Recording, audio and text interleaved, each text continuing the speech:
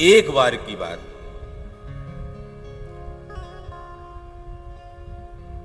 श्री युधिष्ठिर जी महाराज को विषाद हुआ।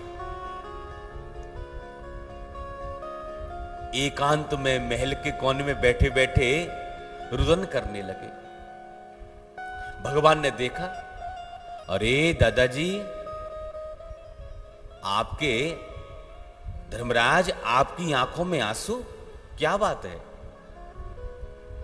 युधिष्ठिर जी महाराज कहते हैं, द्वारकाधीश, इस सिंहासन को पाने के लिए कितना बड़ा युद्ध हुआ,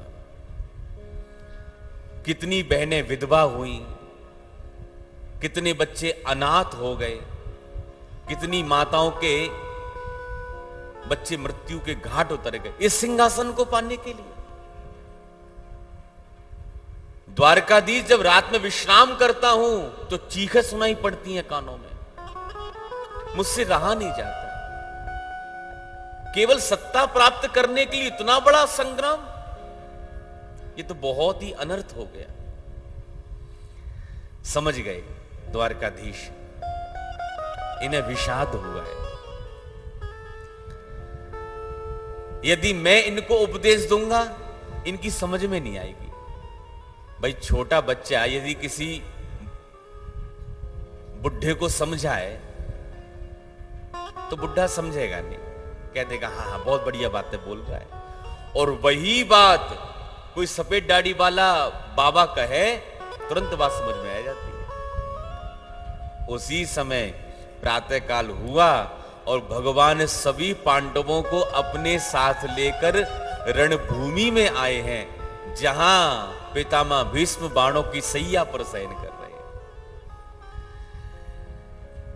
जैसे ही पांडव लोग पितामह भीष्म के सामने आए तो सबसे पहले अर्जुन ने पितामह भीष्म को प्रणाम किया। दादाजी, पितामह भीष्म, मैं आपको प्रणाम करता हूं। पितामह भीष्म के नेत्र खुल गए। पितामह भीष्म ने जब अर्जुन को देखा तो अर्जुन से कहते हैं, भैया अर्जुन, तेरा सारथी नहीं आया? अरे तेरा सारथी कहां छुपा हुआ है, उसको बाहर निकाल।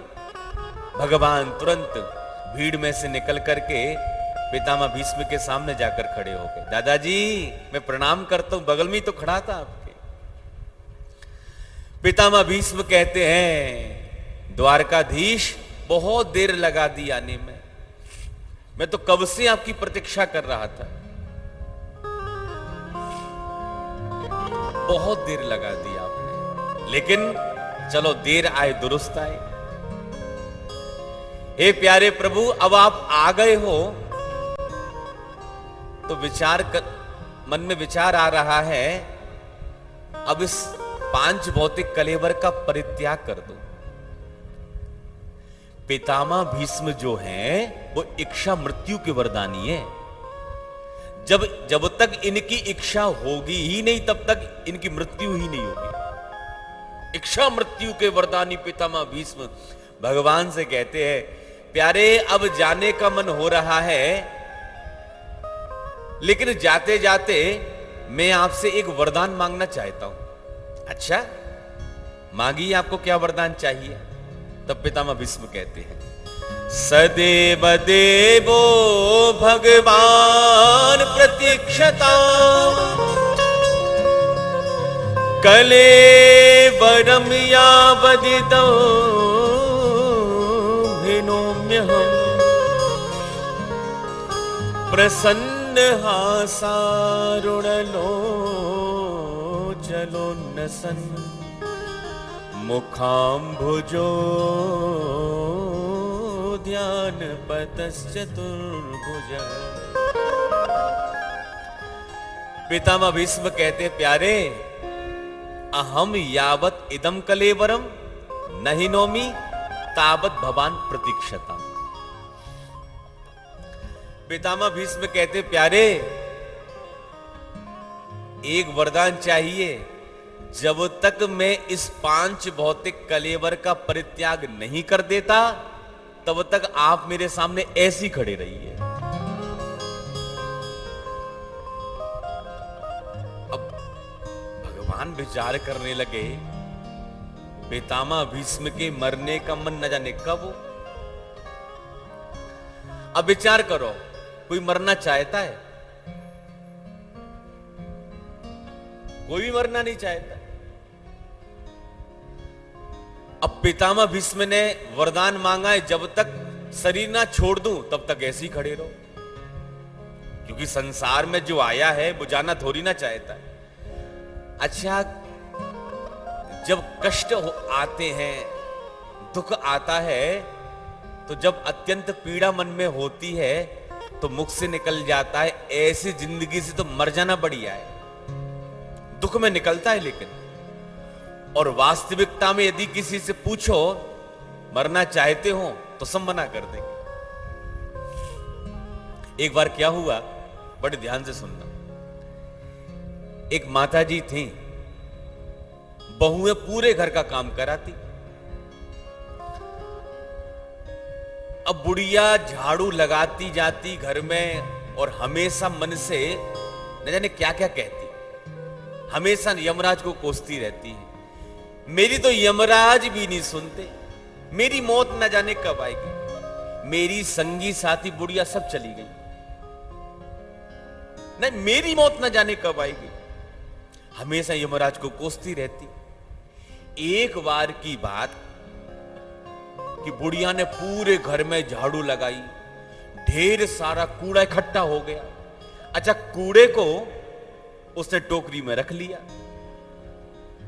अब कूड़ा रखा टोकरी में, अब टोकरी कूड़े से इतनी भारी हो गई कि उठा ना पाए वो। अब टोकरी उठा ना पाए तो बैठकर कहती है, हे भगवान, मेरी तो यमराज भी नहीं सुनते, मेरी मौत न जाने कब आएगी। चिल्लाने लगी।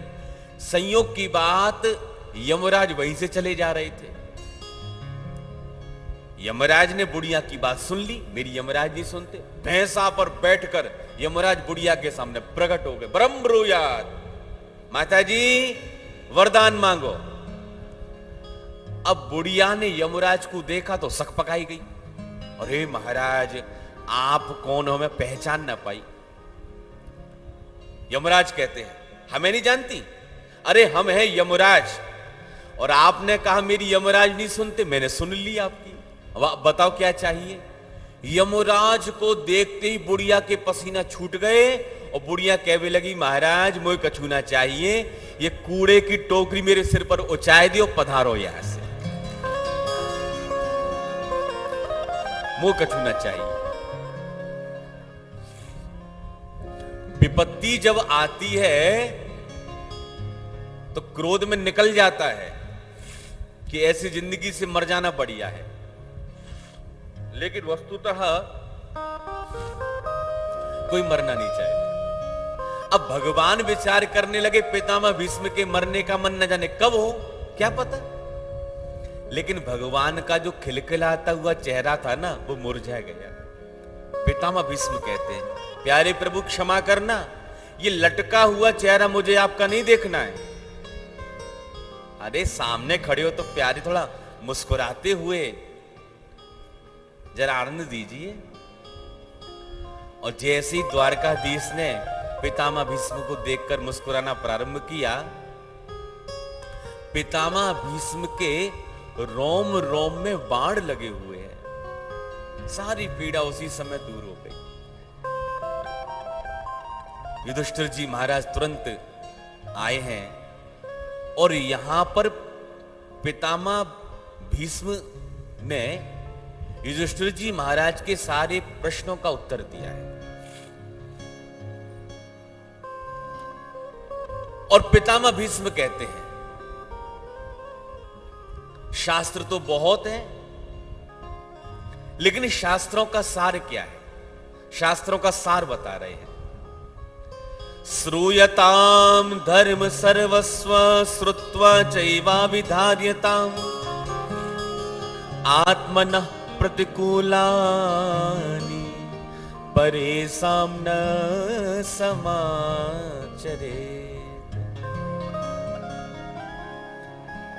पितामह भीष्म कहते हैं, श्रूयताम धर्म सर्वस्व।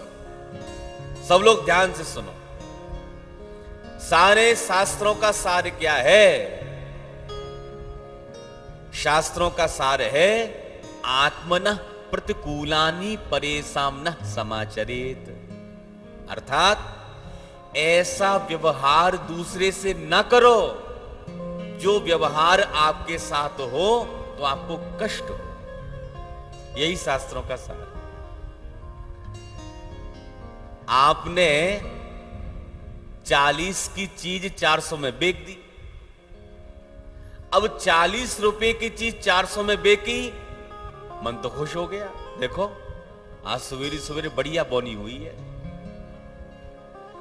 लेकिन विचार करो, वही व्यवहार यदि कोई आपके साथ करे तो आपको क्रोध आएगा, ठगिया कहीं का।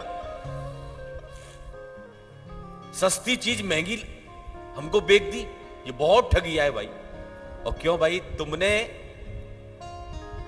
40 की चीज 400 में बेच दी, वो क्या व्यवहार था? जो व्यवहार आपको अनुकूल न लगता हो वो दूसरे के साथ मत करो, बस यही सार है। पितामह भीष्म कहते हैं, प्यारे अब जाने का समय आ चुका है। माघ शुक्ल एकादशी का समय आ गया। माघ का महीना, शुक्ल पक्ष, एकादशी तिथि। विचार करने लगे, एकादशी तिथि है तो एकादश श्लोकों के माध्यम से ही पितामह भीष्म अब बाणों पर सो रहे हैं और भगवान के चरणों में पुष्पांजलि चढ़ाना है। अब फूल हो तो पुष्पांजलि चढ़ाएं। तो पुष्प ताग्र्याक्षंद के माध्यम से अपनी वाणी की पुष्पांजलि चढ़ा रहे हैं। 11 श्लोकों में भगवान की सुंदर स्तुति यहां पर करते हैं पितामह भीष्म। इतिमतिरुपकल्पिता वितृष्णा भगवती सात्वत पुंगमे विभूमे स्वसुखमुपगते क्वचिद् विहर्तुं प्रकृतिर्मुपेयुषि यद्भव प्रभाः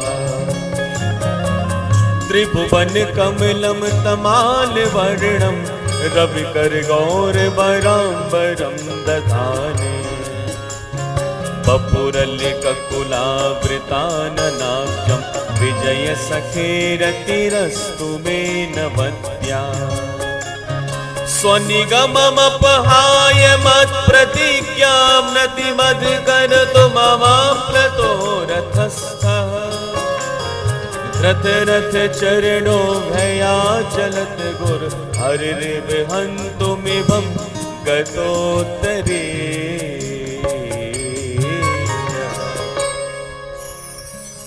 पितामह भीष्म कहते हैं, इतिमतिरुपकल्पिता वितृष्णा।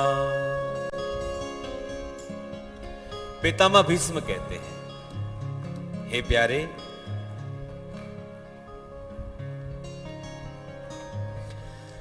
जाने का समय आ गया है, लेकिन विचार कर रहा हूं जाते जाते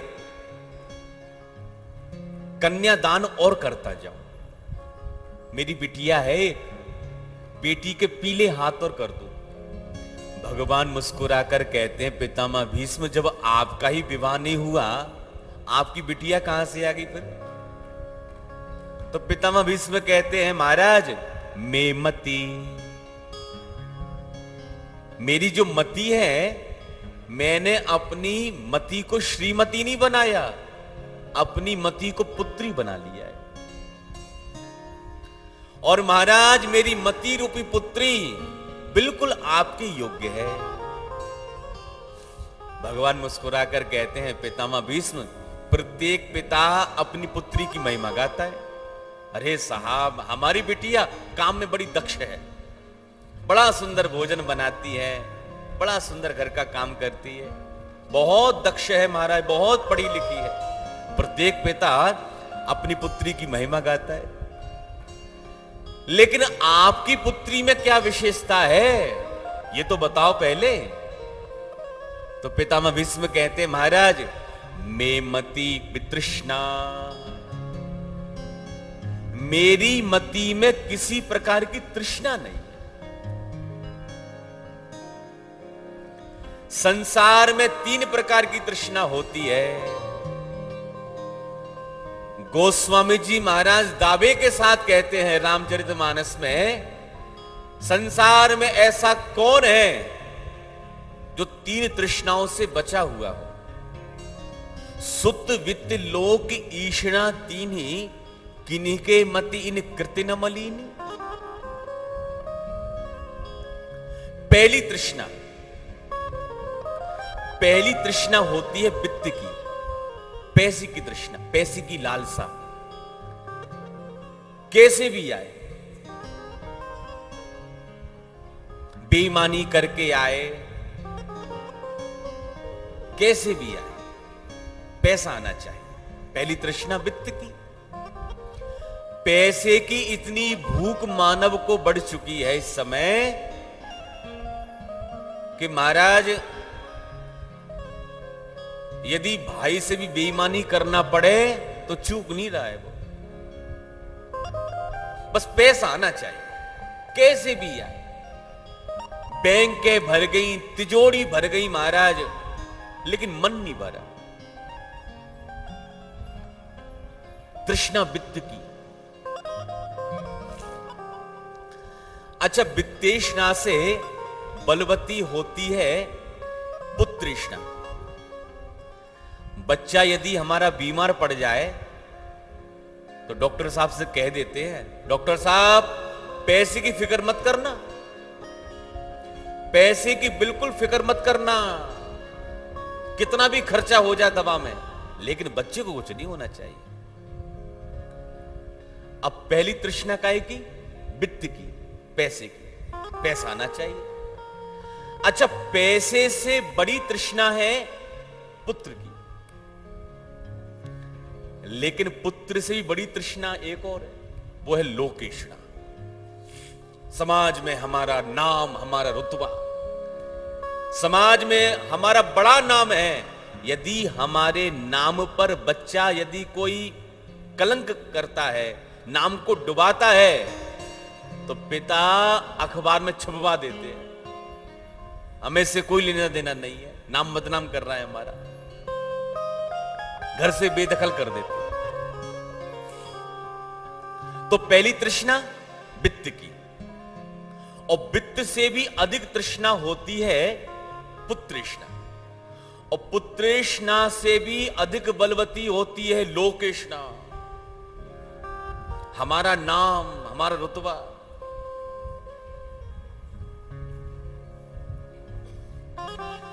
लेकिन पितामह भीष्म कहते हैं, प्यारे मेरे मन में किसी प्रकार की तृष्णा नहीं, मैं मति वितृष्णा। पितामह भीष्म कहते हैं, महाराज मेरी मति रूपी पुत्री आप में करेगी रति, तभी तो महाराज मेरी होगी सदगति। प्रेम से बोलिए राधे राधे। पितामह भीष्म ने बड़ी सुंदर स्तुति यहां पर करी, और महाभारत के प्रसंगों का भी स्मरण यहां पर किया, और अंत में भगवान का दर्शन करते करते करते करते पितामह भीष्म ने अपना देह त्याग कर दिया है, परम धाम की प्राप्ति करते हैं। बोल पितामह भीष्म जी महाराज की जय।